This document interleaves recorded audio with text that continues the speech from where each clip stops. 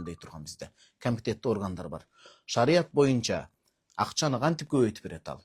Арам депозитке ал салынган акча көбүнесе суткорлук иштенип аткан себептен, ошол аркылуу пайда айланып келген себептен. Кайсыл тармакта болуп атат? Мисалы өндүрүш тармагындабы бирөө чындап иштеп модара багылып, акчаны бирөө салып, экинчи адам эмгек кылыппы? Ошонун баарын караш керек. Анан мындай эле отуруп кыскача болот же болбойт дей албайбыз. Кийинки 35-суроо биз кечээки эфирден бери бул уланып келатат. Кечээ ошо 30-га келип токтогон экенбиз. 35-суроо ассаламу алейкум устаз дейт. Кулакка үндөр эшитилсе эмне болот? Кайыр эле мындай сөз кайыр делем болуп калыптыр. Баардык денем болсо керек. Ооруп жатып бир кыз кулагыма келип шыбырап бирдемке кылып жатты. Ошондон жайымдан тура албай кыйналып үн эшитилип токтобой жатат. Кыргызстанга келдим, бирок канча аракет кылсам да уктаганга болбой жатат дейт. Катуу чоочуп калган окшойсуз. Жаткан жериңизди тазалап, өзүңүзгө дем салып, анан күчтүү молдолор бар. Чындап Кудайдан корккон акча дебеген. Ошолорго барып дем салдырыңыз. Молдо Надыр Дамылла, Таалай Кары, Жыргал устаз дегендер бар. Эми биз билгенден, бул чектөө максатында эмес. Ошондой таква инсандарды бар дем салдырыш керек. Анан өзүңүзгө дайыма Аятул Курсини көбүрөөк окуп жүрүңүз. Өзүңүзгө дайыма Аятул Курсини көбүрөөк окуп жүрүңүз.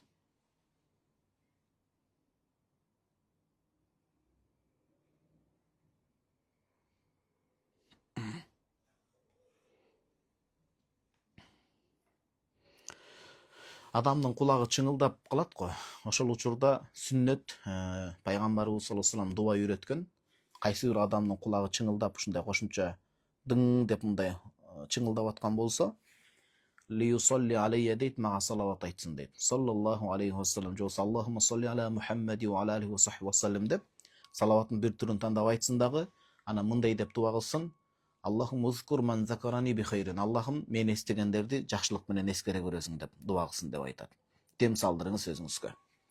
36-суроо. Ассаламу алейкум устаз, ата-энем менен жашаганыма байланыштуу кээде жунут эмес, жунуп болуп калганда гусул ала албай калам. Кайра жуунуп эмне болду дебесин деп. Ошол учурда таям менен намаз окутурсам болобу? Болбойт.